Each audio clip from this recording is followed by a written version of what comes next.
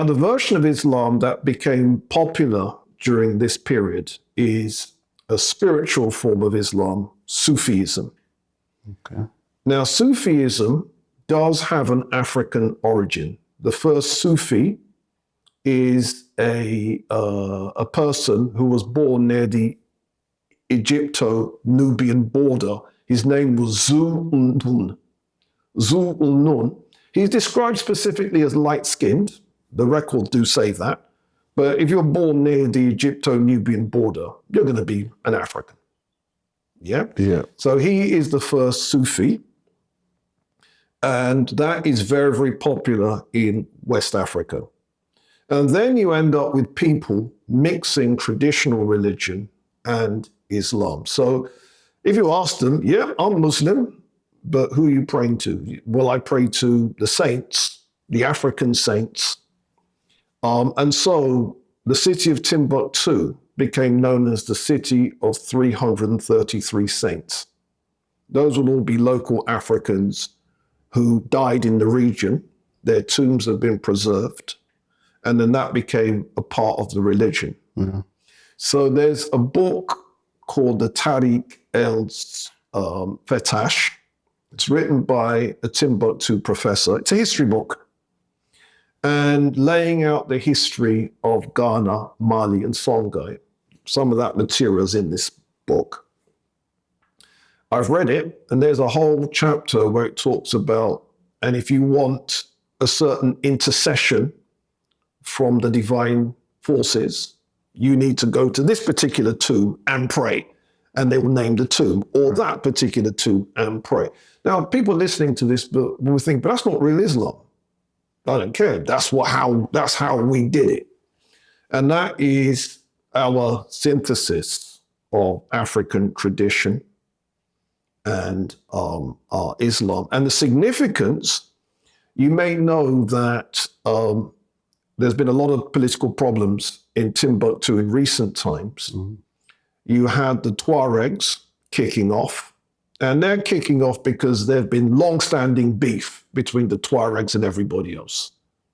But you also have international fighters coming from the Middle East, coming from Pakistan, and so on and so forth, seizing the Tuareg grievance and fighting on their behalf. And those people have been trying to destroy the 333 shrines in Timbuktu. Why? Because they say it's not Islam. Mm-hmm.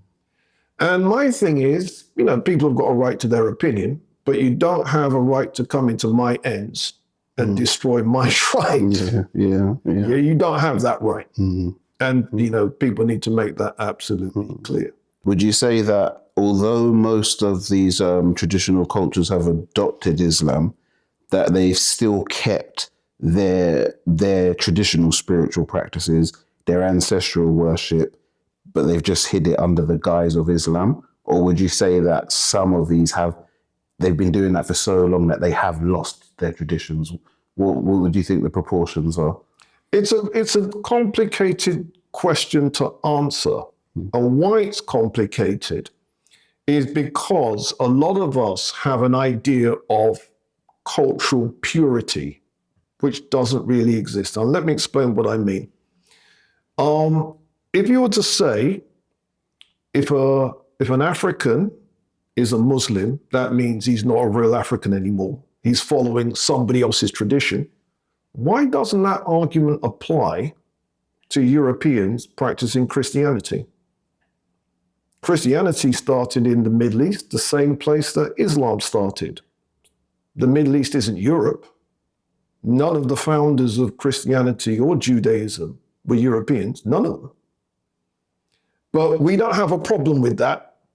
We have no problem classifying Christianity as European culture. Mm-hmm.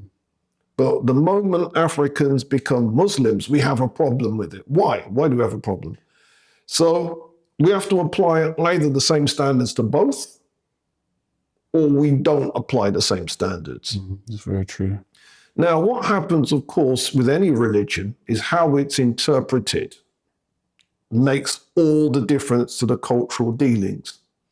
Now, I've been to Mali. I was a guest of the late Professor Adamasama Sekou.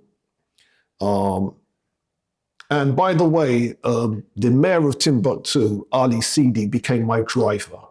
Okay. Yeah, this is why I can speak about him from his great. I spent days with him, great man. And we were having these kinds of conversations throughout.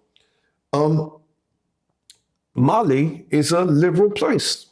It's not, you can't do this, you can't. It's a liberal place, you know. It's a very, you can see when a culture is the product of civilization going back 4,000 years. They have 4,000 years of civilized history.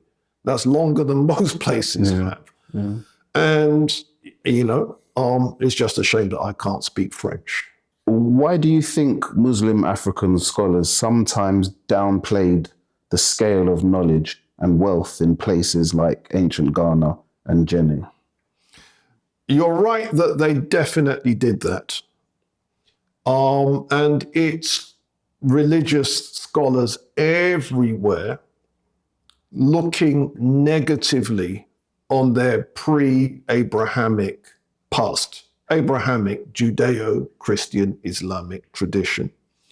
And before that, we look at it as backward. We look at it as primitive. This is not to say they actually were backward or actually were primitive. Ancient Ghana was a brilliant civilization. Brilliant civilization. If we look at the prehistory, we are looking at them building in stone from about 2000 BC. That's an old period. Building cities 800 BC. And then creating kingdoms and ultimately an empire that ruled half of West Africa, centralized into one central network of power. There is an account of a gentleman called Ibn Hawqal. He visits ancient Ghana in 951 AD and records seeing a merchant write a second merchant a check for 42,000 golden dinars.